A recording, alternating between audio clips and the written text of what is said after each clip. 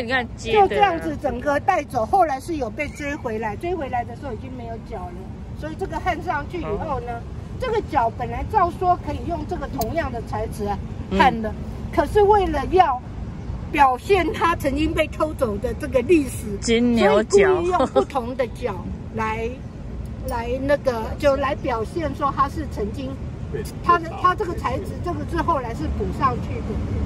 那我曾经看有一些那个什么导游啊什么在那乱讲，就说，哎呀，这个都是蒙古大啊，什么探钱稳当当啊，大蒙古啊金贴啊，就根本就是接的啊，接的看得很清楚，对。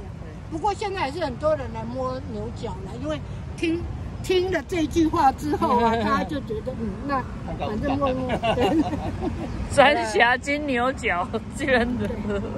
那这个是什么？现在是什么材质？现在这个黄铜啊，黄铜啊，那这里的是很多铜锡铝的合金，是合金，所以它不容易生锈，不会像上面那纯铜就会变生铜绿，它这个就不太会生了。那这个是和牛吗？是不是擎天岗的那种和牛？那就是看那个工匠他到底弄什么。不过反正这两头都是属于黄牛类的啦，哈。黄牛，对。他在那。